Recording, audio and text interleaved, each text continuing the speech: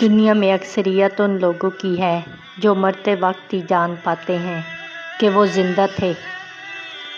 کچھ لوگ ہوتے ہیں جو اس زندگی کو شعوری طور پر تب جینا شروع کرتے ہیں جب کوئی بہت بڑا نقصان ہو جاتا ہے، جب ان کا سب کچھ کھو جاتا ہے۔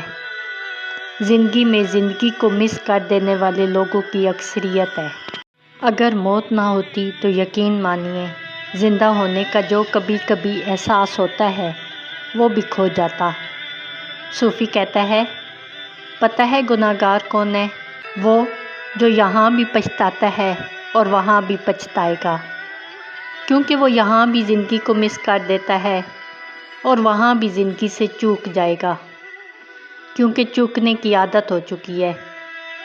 جو لوگ جنت کی چاہ میں زندگی کو جہنم بنا رہے ہیں وہ جان لیں کہ جنت ان سے بہت دور ہے، کیونکہ تم کل میں ہو اور جنت اب میں ہے۔ جنت تو اس وقت بھی چاروں طرف موجود ہے، اسی پل میں موجود ہے، مگر تم نہیں ہو، تم اس پل میں نہیں ہو۔ یہ پل جنت ہے، یہ پل زندگی ہے، یہ پل خدا ہے۔ مولانا رومی کہا کرتے تھے، صوفی اس پل کا بیٹا ہوتا ہے، اور بزرگ کہتے ہیں، جو دم غافل سو دم کافر۔ یاد رکھنا، یہ پل ہے زندہ ہونا، یہ پل ہے خدا، یہ پل ہے جنت، اور تم اسی پل سے بھاگ کر ہی تو کفر کرتے ہو۔ جو اسی پل میں جنت کو نہیں دیکھ سکتا، جنت اس پر حرام ہے۔ تم چاروں طرف سے جنت میں گھرے ہو، مگر تم خود موجود نہیں ہو۔ جنت ہونے کی حالت سے جڑی ہے، تم نے اسے کرنے سے، اپنی ڈوئنگ سے جوڑ رکھا ہے۔ تم کہتے ہو جب روزگار مل جائے گا تو جنت مل جائے گی، ایک ایکشن ہوگا تو خوشی مل جائے گی۔ سوچو، جب نوکری مل جائے گی تو پھر تمہاری خوشی ترقی اور پروموشن میں جا چھپے گی۔ تم جہاں ہو وہاں ہونا نہیں جانتے، اور تم جہاں ہو جنت وہیں ہے۔ پھر تم وہاں کیسے ہو سکو گے جہاں تم نے جنت کو جوڑ رکھا ہے؟ ذرا سوچو، اگر آج تمہیں جنت میں جا کر چھوڑ دیا جائے تو کیا خیال ہے؟ کیا تم اور زیادہ خوش ہو جاؤ گے؟ یقین جانو، تم وہاں بھی جہنم تخلیق کر لو گے، کیونکہ تمہیں دیکھنا آتا ہی نہیں کہ جو موجود ہے اسے کیسے دیکھا جائے۔ اگر تم دیکھ سکتے ہوتے تو یہ بھی دیکھ لیتے کہ تم اس وقت بھی جنت میں ہی ہو۔ پھر سے ایک بار سورج کو دیکھو، پھر سے ایک بار پھولوں کو دیکھو، پھر سے ایک بار پرندوں کا گیت سنو جیسے اس سے پہلے کبھی نہ سنا ہو۔ پھر سے ایک بار تازہ دم ہو کر زندگی سے، اس پل سے جڑو۔ پھر سے ایک بار اسی پل میں ڈوب جاؤ اور دیکھو کہ تم جنت میں ہی ہو۔ تم اس لیے مس نہیں کرتے کہ جنت دور ہے یا کسی اور جہان میں ہے، بلکہ اس لیے مس کرتے ہو کیونکہ تم جنت میں موجود ہی نہیں ہو۔ انسان کو موجودہ لمحے میں رہنے کا فن نہیں آتا، اس لیے گناہگار اس دنیا میں بھی دکھی رہتا ہے اور اگلی دنیا میں بھی۔ چونکہ زیادہ تر لوگ بے خبری اور بے ہوشی کی حالت میں زندگی گزار رہے ہیں، اس لیے اس بے خبری کو سراہنے والے لوگ بھی تمہیں بہت مل جائیں گے۔ دولت کے پیچھے بھاگنے والوں کو کامیاب کہہ کر سراہنے والے لوگ، سیاستدانوں کے قصیدے پڑھنے والے لوگ کہاں نہیں ملتے۔ یہ دراصل بے خبر لوگوں کا معاشرہ ہے۔ تم کیا کر رہے ہو تمہیں خود بھی پتہ نہیں، اور جس کام کا تمہیں خود ہی پتہ نہیں، اسی کام کی تعریف کرنے والوں سے یہ دنیا بھری پڑی ہے۔ پیرس میں ایک بار پکاسو کی پینٹنگز کی نمائش ہو رہی تھی۔ بہت سے لوگ ایک تصویر کے گرد کھڑے ہو کر اس کی تعریفیں کر رہے تھے۔ اسی وقت پکاسو وہاں آیا اور اس نے تصویر کو سیدھا کر دیا۔ تصویر دراصل الٹی لگی ہوئی تھی، مگر لوگ اس کی بھی واہ واہ کر رہے تھے۔ کسی کو یہ معلوم ہی نہیں تھا کہ تصویر الٹی ہے۔ یہی حال تمہاری تعریفیں کرنے والوں کا ہے۔ انہیں خود بھی نہیں معلوم کہ تصویر کیسی ہوتی ہے، مگر وہ تعریف کیے جا رہے ہیں، اور جس کی تعریف ہو رہی ہوتی ہے وہ بھی خوش ہوتا جا رہا ہوتا ہے۔ نہ تعریف کرنے والوں کو معلوم ہے کہ وہ کیا کر رہے ہیں، اور نہ جسے سراہا جا رہا ہے اسے معلوم ہے کہ اسے کیوں سراہا جا رہا ہے۔ بس بے ہوش لوگوں کا ایک مجمع ہے جو ایک دوسرے کی تعریفیں کر کے اپنے آپ کو بہلا رہا ہے۔ اسی پکاسو کا ایک اور واقعہ ہے۔ ایک امیر اور ارب پتی آدمی اس کے پاس آیا اور کہا، مجھے تمہاری 2 تصویریں چاہیے، پیسے جتنے مانگو گے دے دوں گا۔ اس آدمی نے نیا نیا محل بنایا تھا اور اسے 2 تصویروں کی ضرورت تھی۔ پکاسو کے پاس اس وقت صرف ایک ہی پینٹنگ تھی۔ وہ اندر گیا، اس نے کینچی اٹھائی اور اس ایک تصویر کو درمیان سے 2 حصوں میں کاٹ دیا اور اس ارب پتی آدمی کو دے دیا، اور اس نے 2 تصویروں کے پیسے خوشی خوشی ادا کر دیے۔ کبھی غور کرو، تم بھی زندگی کی تصویر کو سمجھتے نہیں ہو، بس اسے اپنے ڈرائنگ روم میں سجانے کی فکر میں رہتے ہو۔ وہ تصویر جو سمجھ میں نہ آئے وہ شاید تمہارے ڈرائنگ روم کی زینت تو بڑھا دے، مگر اس سے حقیقی لطف اٹھانا ممکن نہیں ہوتا۔ انسانی وجود کی کئی پرتیں ہوتی ہیں، جب تک تم ان پرتوں کو نہیں سمجھو گے تم یہ بھی نہیں سمجھ پاؤ گے کہ جسے تم زندگی کہتے ہو وہ حقیقت میں کیا ہے۔ انسانی وجود کی پہلی پرت جسم ہے۔ زیادہ تر لوگ اسی جسم کو ہی پوری حقیقت سمجھ لیتے ہیں۔ یہ بالکل ایسے ہی ہے جیسے کوئی شخص کسی محل کی سیڑھیوں پر بیٹھ جائے اور انہی سیڑھیوں کو اپنا گھر سمجھ لے، اور وہ یہ نہ سمجھ پائے کہ یہ سیڑھیاں محل تک پہنچنے کا صرف ذریعہ ہے، خود محل نہیں ہے۔ جسم کی سطح پر جینا ایسا ہی ہے جیسے سیڑھیوں کو ہی اپنا مکان سمجھ لیا جائے، مگر تم لوگوں نے جسم کو ہی اپنی پوری حقیقت مان لیا ہے۔ تم سیڑھیوں پر ہی جیتے ہو، سیڑھیوں پر ہی کھاتے پیتے ہو، سیڑھیوں پر ہی شادی بیاہ کرتے ہو، بچے پیدا کرتے ہو، اور آخر میں وہی جسم راکھ بنا دیتے ہو۔ ایسے لوگوں کے بچوں کو تو محل کا پتہ تک نہیں چلتا۔ وہ سیڑھیوں پر ہی پیدا ہوتے ہیں، سیڑھیوں پر ہی بڑے ہوتے ہیں، اور سیڑھیوں پر ہی اپنی ساری زندگی گزار دیتے ہیں۔ ان کے ذہن میں یہ خیال تک نہیں آتا کہ وہ سیڑھیوں پر جی رہے ہیں۔ وہ کبھی پیچھے مڑ کر دیکھتے ہی نہیں، وہ تو کبھی محل کے دروازے پر دستک تک نہیں دے پاتے۔ اور اب تو انسان کی کتنی ہی نسلیں گزر چکی ہیں جنہوں نے اس محل کے دروازے پر دستک دینے کے بارے میں سوچا تک نہیں۔ محل کا دروازہ تو اب تقریباً جیم سا ہو گیا ہے، اب تو وہ دروازہ بھی دیوار جیسا لگنے لگا ہے۔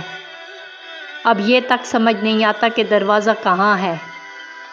یہ جسم تمہارے کل وجود کی صرف پہلی پرت ہے، اور تم اسی پہلی پرت میں ہی جیتے رہتے ہو۔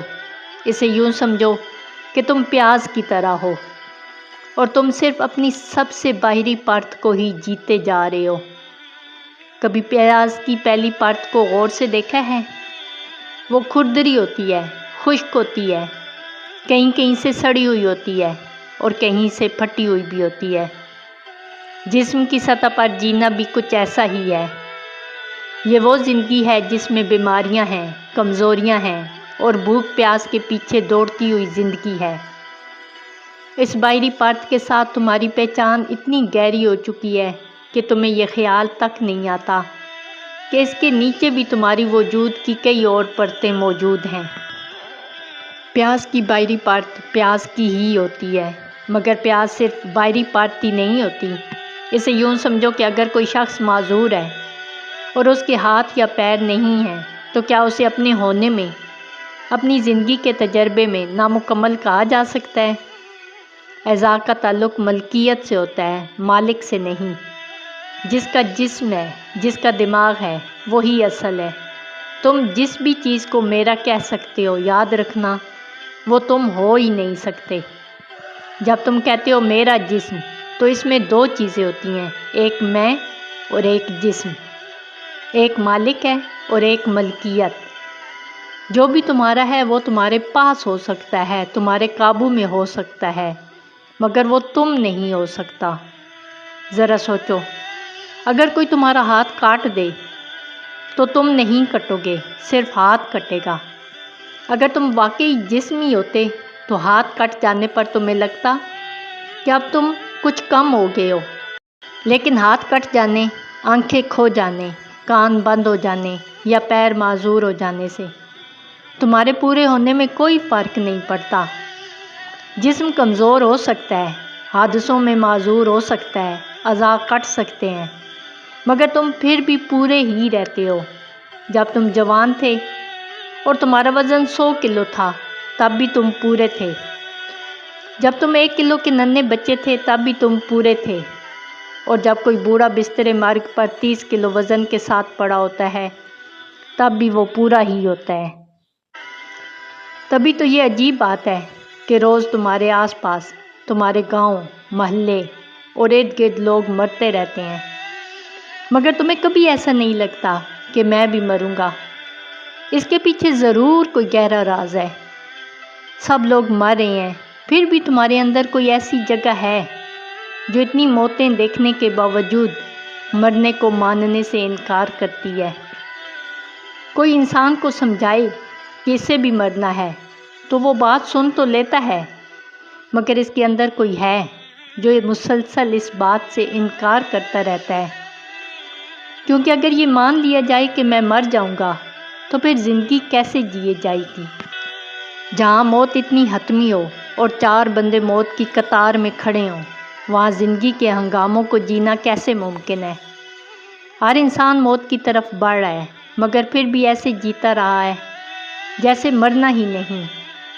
اس کے پیچھے ایک راز ہے، اور جو اس کے پیچھے راز ہے وہ یہ کہ جو بھی تمہارے اندر ہے وہ مرنے والا نہیں ہے۔ تم جسم کے ساتھ جتنے بھی جڑ گئے ہو، جتنے بھی اس کے ساتھ شدت سے پہچان بنا لی ہو، مگر تم پھر بھی جسم نہیں ہو گئے ہو۔ آج بھی وہ انسان جو جسم کو سب کچھ مان کر جیتا ہے، اپنے جسم کو اپنا جسم کہتا ہے، کبھی یہ نہیں کہتا کہ میں جسم ہوں۔ وہ تمہارے اندر کا جو سچ ہے، چاہے تم جتنا بھی جھٹلاؤ، جھوٹ بولو، وہ سچ کبھی نہیں بدلتا۔ چاہے تم کتنا بھی نشے میں، شراب میں دھت ہو جاؤ، اس کے اندر جو میں ہوں کا احساس ہے وہ باقی ہی رہتا ہے۔ چاہے زبان پر کنٹرول کھو جائے، چاہے ہاتھ پر قابو نہ رہے، چاہے جسم کا ایک بھی عضو تمہارے قابو میں نہ ہو، تمہیں یہ یقین ہوتا ہے کہ یہ میں ہوں۔ یہ آئی ایمنیس جسم کا حصہ نہیں ہے، یہ آئی ایمنیس جسم سے جڑا ہے مگر جسم سے مکمل آزاد ہے۔ ایک دن ایک شخص گھر کے باہر صبح سویرے بیٹھا پاگلوں کی طرح ہنس رہا تھا۔ لوگوں نے اس سے پوچھا، کیا ہوا بھائی، کیوں ہنس رہے ہو؟ اس نے کہا، عجیب بات ہے، تم لوگوں کو سمجھ میں نہیں آئے گی جب تک پوری کہانی نہ سن لو۔ لوگوں نے کہا، سناؤ پوری کہانی۔ اس نے کہا، ہم 2 بھائی تھے، جڑواں، بالکل ہم شکل، کوئی فرق نہیں کر پاتا تھا، لیکن اس کی وجہ سے میں اپنی پوری زندگی ہمیشہ نقصان میں رہا۔ اسکول میں میرا بھائی کسی کو پتھر مار دیتا، سزا مجھے ملتی، چوری وہ کرتا، پکڑا میں جاتا، محلے میں کسی کو تنگ کرتا، مارتا، مار مجھے پڑتی، اور سب سے بڑا ظلم، ایک لڑکی سے میں پیار کرتا تھا اور وہ اس کے ساتھ بھاگ گیا۔ لوگوں نے کہا، تو پھر آج اتنے ہنس کیوں رہے ہو؟ پاگلوں کی طرح ہنس کر اس شخص نے کہا، میرے بھائی نے جو بھی زیادتیاں میرے ساتھ کیں، 7 دن پہلے ان سب کا حساب صاف ہو گیا۔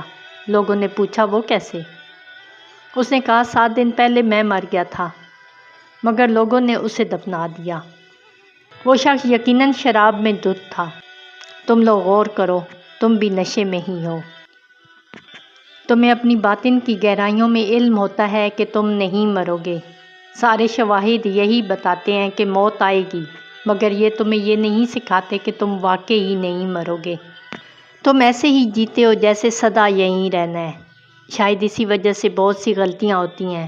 مضبوط مکان بناتے ہو جیسے ہمیشہ رہنا ہے، مگر ان سب بھولوں اور غلط فہمیوں میں بھی غور کرو کہ کہیں نہ کہیں سچ کی جھلک تمہیں مل جائے گی۔